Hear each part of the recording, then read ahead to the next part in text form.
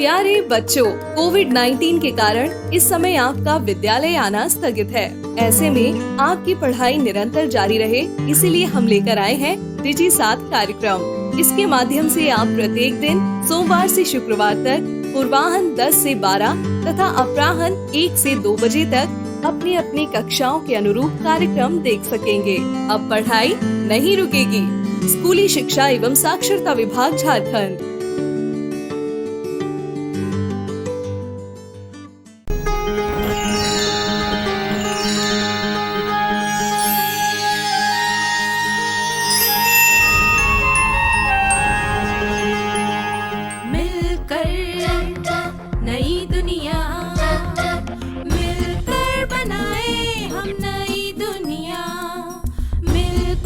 जीत ले हम सारी दुनिया।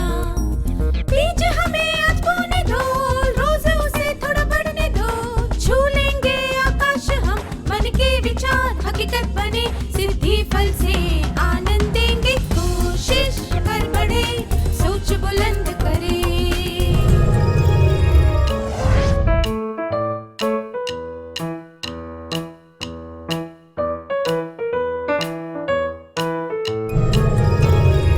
नमस्ते छात्रों, आप सबको देखकर खुशी हुई। क्या हम आज के सत्र की शुरुआत एक खेल से करें? ये खेल खेलने के लिए आप सबको एक बड़ा गोला बनाकर खड़े होना है। मैं इस गोले के अंदर खड़े होकर ताली बजाऊंगी। जब ताली बज रही हो तब आपको गोले में घूमते जाना है।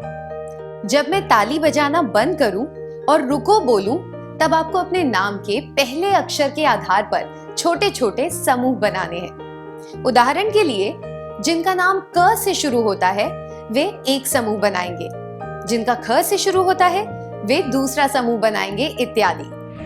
समूह बनाने के बाद आपको बताना है कि प्रत्येक समूह में कितने छात्र हैं। इसके बाद मैं फिर से ताली बजाऊंगी और आपको गोले में घूमना है। जब मैं रुको बोलूं, तब आपको अपने जन्म के महीने के आधार पर समूह बनाने हैं। उदाहरण के लिए, जो जनवरी में पैदा हुए हैं वे एक समूह बनाएंगे। इस तरह महीनों के आधार पर 12 समूह बनेंगे। क्या हम शुरू करें?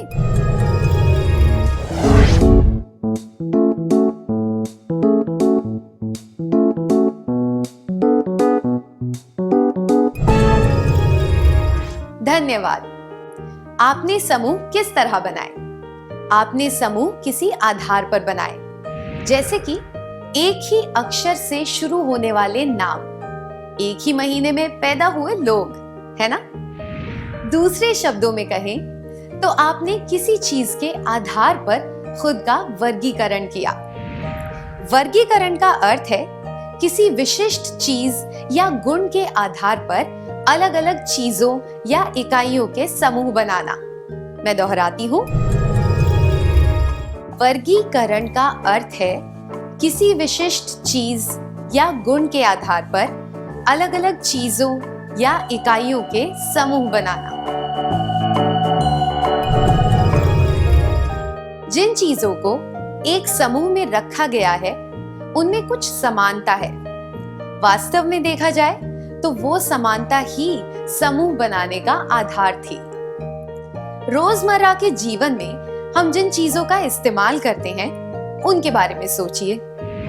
हम उनका वर्गीकरण सब्जी, बर्तन, गहने, वाहन आदि के तौर पर करते हैं। इन सब चीजों में कोई ना कोई समानता होती है, इसलिए हम इन्हें एक वर्ग में रखते हैं। आइए अब एक क्रियाकलाप करते हैं। आपको स्क्रीन पर कुछ चीजों के समूह दिखेंगे। आपको पहचानना है कि इनका वर्गीकरण किस आधार पर किया गया है।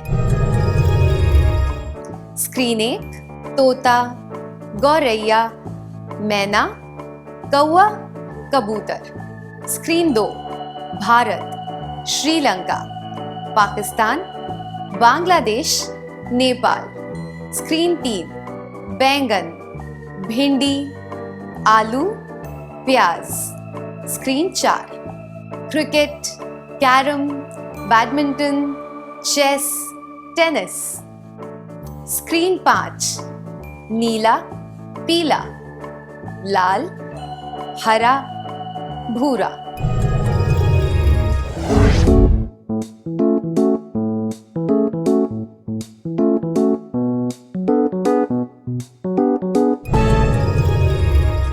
धन्यवाद। फ्रेम 1 में चिड़ियों का समूह दिखाया गया है। फ्रेम 2 में कुछ देश दिखाए गए हैं। फ्रेम 3 में कुछ सब्जियां दिखाई गई हैं। फ्रेम 4 में कुछ खेल दिखाए गए हैं। फ्रेम 5 में कुछ रंग दिखाए गए हैं। इन चीजों का आगे भी वर्गीकरण किया जा सकता है, जैसे कि खेलों को घर अंदर खेले जाने वाले और बाहर खेले जाने वाले खेलों में वर्गीकृत किया जा सकता है।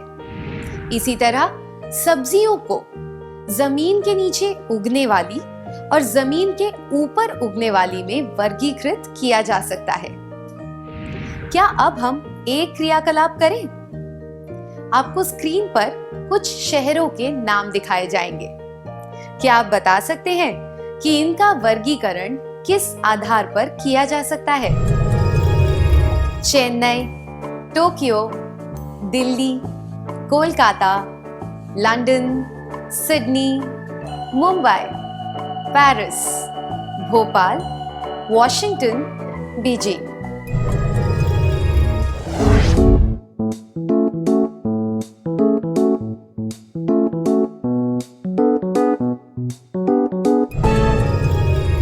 धन्यवाद। चेन्नई, दिल्ली, कोलकाता, मुंबई और भोपाल भारतीय शहर हैं।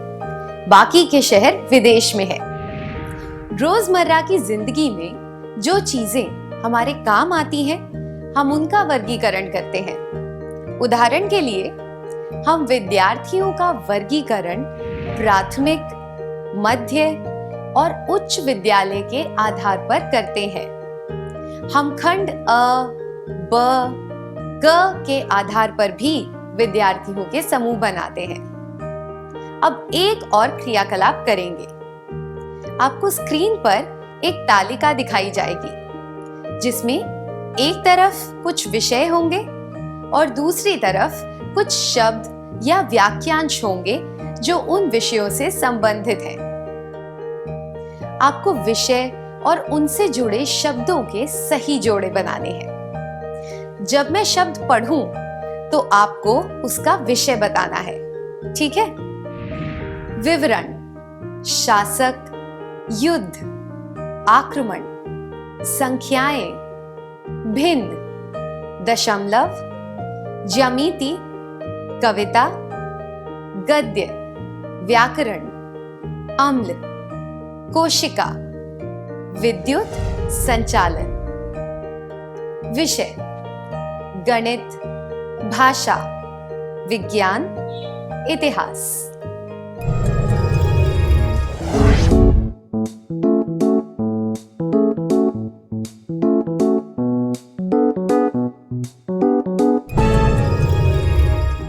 धन्यवाद। शासक, युद्ध, आक्रमण जैसे शब्द इतिहास में आते हैं। संख्याएं, दशमलव, भिन्न, ज्यामिति जैसे शब्द गणित में आते हैं। कविता, गद्य, व्याकरण जैसे शब्दों का वर्गीकरण भाषा के अंदर होता है। अम्ल, कोशिका, विद्युत संचालन जैसे शब्द विज्ञान के अंतर्गत आते हैं। इसी तरह हम घर के सामानों को रसोई के सामान, शयन कक्ष के सामान, बैठक के सामान, पहनने के कपड़े इत्यादि के तौर पर वर्गीकृत कर सकते हैं। बैठक के सामानों में टीवी, सोफा, सजावट के सामान इत्यादि आते हैं। शयन कक्ष में पलंग, गद्दे, तकिए, मच्छरदानी इत्यादि आते हैं। पहनने के कपड़ों में dhoti, shirt, pant, sari, salwar suit इत्यादि आते हैं।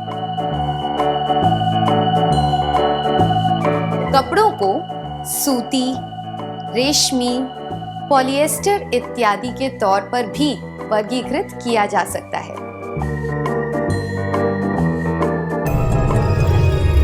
आइए अब एक क्रियाकलाप करते हैं।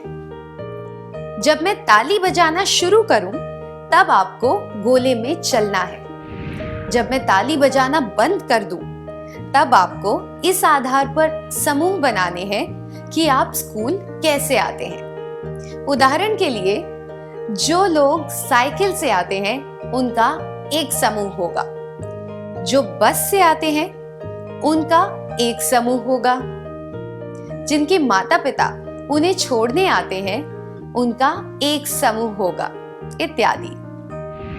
समूह बनाने के बाद आपको गिनती करनी है कि प्रत्येक समूह में कितने छात्र हैं।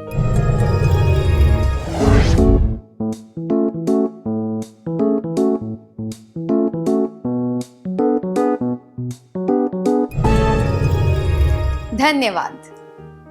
इस तरह के वर्गीकरण का क्या फायदा है? जिन चीजों को हम एक समूह में रखते हैं, उनमें हमें कुछ समानता नजर आती है। इस वजह से हम उन चीजों का उपयुक्त तरीके से प्रयोग कर पाते हैं। उदाहरण के लिए, हम नाजुक या आसानी से टूटने वाली चीजों को ध्यानपूर्वक रखते हैं। जो सब्जियां जल्दी सड़ जाती हैं, उन्हें हम अलग रखते हैं। इसके आधार पर हम ये निर्णय भी लेते हैं कि उनका इस्तेमाल कब और कैसे करना है। जब हम चीजों का वर्गीकरण करके उसके अनुसार उनका प्रयोग करते हैं, तो उसमें एक सुव्यवस्था होती है। उदाहरण के लिए, अगर हम पढ़ाई लिखाई की सामग्री जैसे कि notebook, pen, pencil, sharpener, rubber इत्यादि एक साथ रख दें, तो स्कूल का बैग जमाने में और गृह कार्य करने में आसानी होती है। काम व्यवस्थित होने से तनाव भी कम होता है। वर्गीकरण के बहुत फायदे होते हैं। इससे हम चीजों की समानताएं पहचान पाते हैं, उनका अच्छी तरह इस्तेमाल कर पाते हैं, निर्णय ले पाते हैं और व्यवस्थित हो पाते हैं। वर्गीकरण के फायदे: समानताएं जानना, चीजों का सही तरीके से इस्तेमाल करना, निर्णय लेना, सुव्यवस्था, परेशानी से बचना।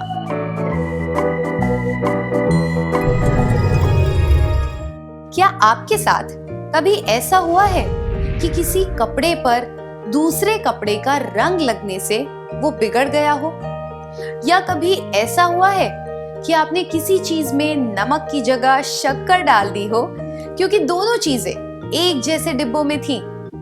या फिर आपने फूल और खाने पीने की चीजें एक साथ रख दी हो जिससे खाने में फूलों की महक आ गई? क्या आप इसके बारे में सबको बताना चाहेंगे?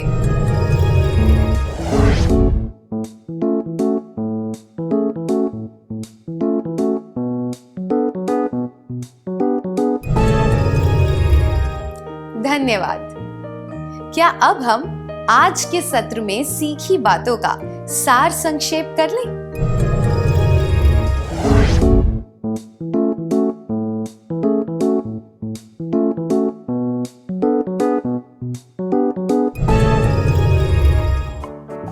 वर्गीकरण का अर्थ है किसी विशिष्ट चीज या गुण के आधार पर अलग अलग चीजों या इकाइयों के समूह बनाना। वर्गीकरण के फायदे: समानताएं जानना, चीजों का सही तरीके से इस्तेमाल करना, निर्णय लेना, सुव्यवस्था, परेशानी से बचना।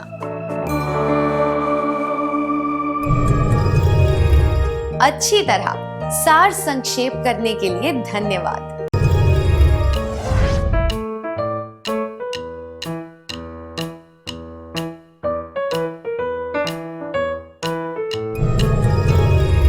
नमस्ते छात्रों, आप कैसे हैं? पिछले सत्र में हमने वर्गीकरण के बारे में सीखा था। अब हम चीजों की विशिष्टता जानने के बारे में बात करेंगे। कल्पना कीजिए कि आलू, मूली, गाजर, टमाटर इत्यादि एक टोकरी में रखे हैं। ये सभी सब्जियां हैं, पर जब हम इन्हें जमीन के नीचे उगने वाली और जमीन के ऊपर उगने वाली के तौर पर वर्गीकृत करते हैं, तो टमाटर को आलू और प्याज के साथ नहीं रखा जाता। वह बात जिसके आधार पर एक चीज और दूसरी चीज में फर्क किया जा सकता है, उसे विशिष्टता बताना कहते हैं। दूसरे शब्दों में कहें, विशिष्टता बताने का अर्थ है किसी समूह में रखी चीजों में से किसी एक चीज की विशेषता बताना, जिसके आधार पर उसे अलग से पहचाना जा सकता है। अब एक क्रियाकलाप का समय है। आपको स्क्रीन पर कुछ शब्द दिखाए जाएंगे। आपको पहचानना है कि इन्हें किस आधार पर वर्गीकृत किया जा सकता है। आपको प्रत्येक समूह से एक भिन्न वस्तु को भी पहचानना है और उसके भिन्न होने का कारण भी बताना है।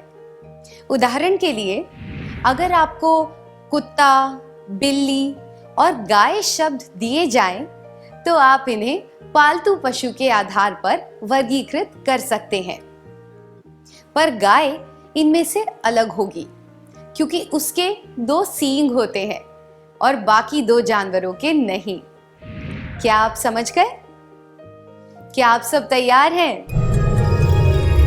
वस्तु या नाम, वर्गीकरण का आधार, भिन्न, कारण, विशिष्टता का आधार, हिंदी, भोजपुरी, गुजराती, मराठी, जर्मन, तमिल, जनवरी, मई, दिसंबर, अक्टूबर, सितंबर, आम, संतरा, सेब, अनार, अमरूद।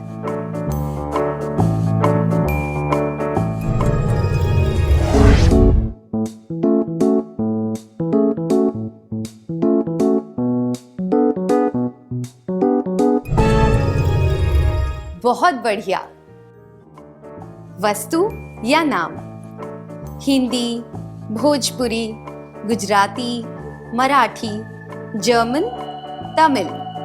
वर्गीकरण का आधार, भाषा, भिन्न, जर्मन। कारण, विशिष्टता का आधार, भारतीय भाषा नहीं है।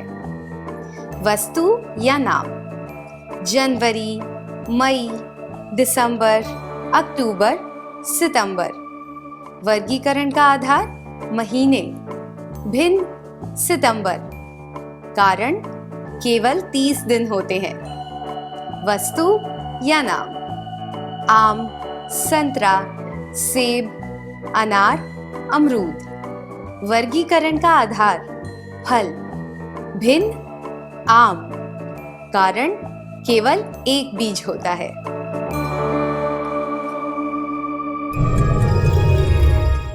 पहली पंक्ति में कुछ भाषाओं के नाम दिए गए हैं। जर्मन भिन्न है, क्योंकि बाकी सब भाषाएं भारतीय हैं, जबकि जर्मन यूरोप की भाषा है। दूसरी पंक्ति में कुछ महीने बताए गए हैं। सितंबर भिन्न है, क्योंकि केवल उसमें 30 दिन होते हैं, जबकि बाकी महीनों में 31 दिन होते हैं। अगली पंक्ति में कुछ फलों के नाम हैं। आम, संतरा, अनार, अमरूद। पर आम भिन्न है, क्योंकि बाकी सब फलों के कई बीज होते हैं। आइए आगे बढ़ते हैं। किसी समूह की चीजों में एक समानता होती है, फिर भी प्रत्येक चीज की कोई विशेषता हो सकती है। उदाहरण के लिए, चूड़ी, माला, झुमका, ये सब आभूषण है, पर चूड़ी की विशेषता है कि इसे हाथ में पहना जाता है। इसी तरह झुमके की विशेषता है कि ये कान में पहना जाता है, और माला की विशेषता है कि इसे गले में पहना जाता है। अब हम एक और क्रियाकलाप करेंगे। जयपुर, पटियाला, जैसलमेर, अजमेर और उदयपुर शहर हैं, पर इन सब शहरों की अपनी एक विशेषता भी है। क्या आप प्रत्येक शहर की विशेषताएं पहचान सकते हैं?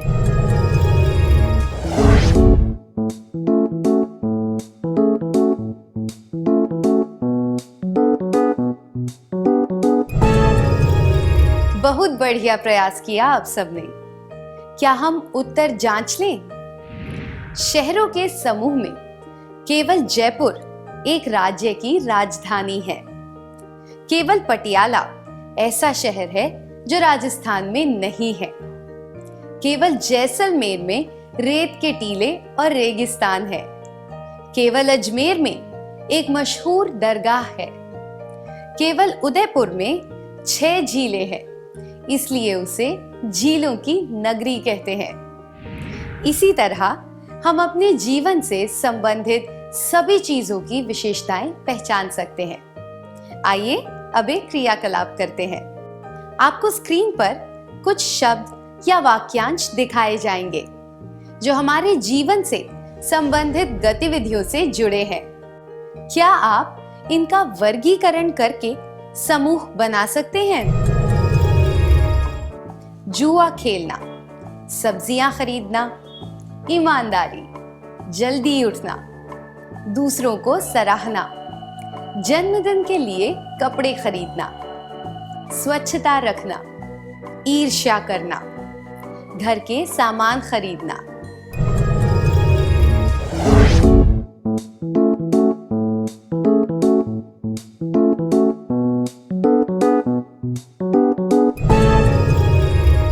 धन्यवाद।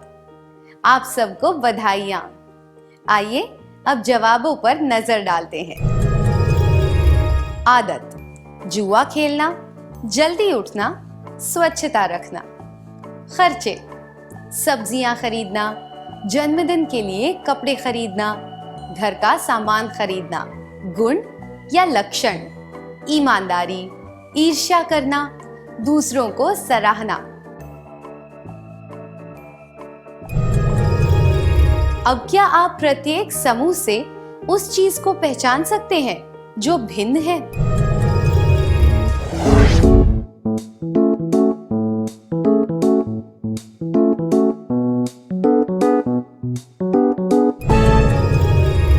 सही कहा। आदतों में से जुआ खेलना भिन्न है, क्योंकि यह एक अस्वीकार्य आदत है और इसके नकारात्मक परिणाम हो सकते हैं। खर्चों में से जन्मदिन के लिए नए कपड़े खरीदना भिन्न है, क्योंकि यह वर्ष में केवल एक बार किया जाता है। गुणों में से ईर्ष्या भिन्न है, क्योंकि यह गुण अच्छा नहीं है और इसके नकारात्मक परिणाम हो सकते हैं। अब एक और क्रियाकलाप करेंगे। क्या आप अपने समय का वर्गीकरण कर सकते हैं, जैसे कि पढ़ाई का समय, व्यक्तिगत समय इत्यादि? अगर हाँ, तो आप अलग अलग तरह की गतिविधियों के वर्ग बनाएं और यह जानने की कोशिश करें कि आपका कितना समय व्यर्थ जाता है।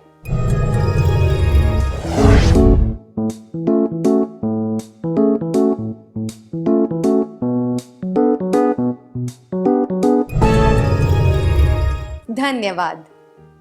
अगर हम अपने कार्यों का वर्गीकरण करें और यह देखें कि हम किस कार्य के लिए कितना समय बिताते हैं, तो हम यह पहचान पाएंगे कि हमारे कितने काम अनावश्यक होते हैं।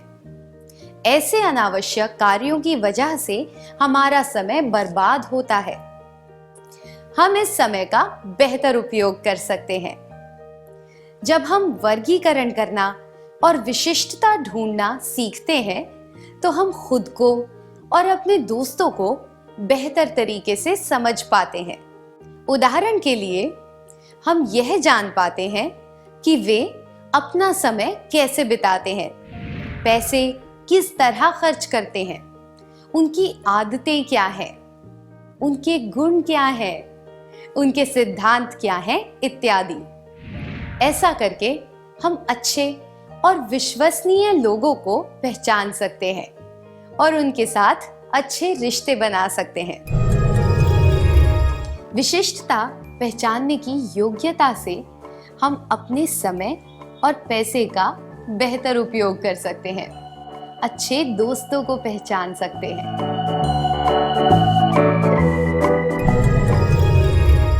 मुझे आशा है कि आप जो भी सुनते, देखते और सोचते हैं उसका वर्गीकरण कर पाएंगे और उनकी विशिष्टता भी पहचान पाएंगे।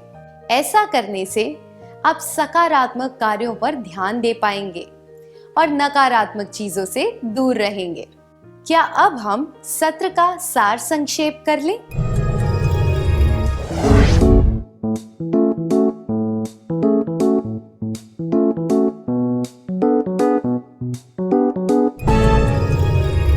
विशिष्टता बताने का अर्थ है किसी समूह में रखी चीजों में से किसी एक चीज की विशेषता बताना, जिसके आधार पर उसे अलग से पहचाना जा सकता है। विशिष्टता पहचानने की योग्यता से हम अपने समय और पैसे का बेहतर उपयोग कर सकते हैं, अच्छे दोस्तों को पहचान सकते हैं।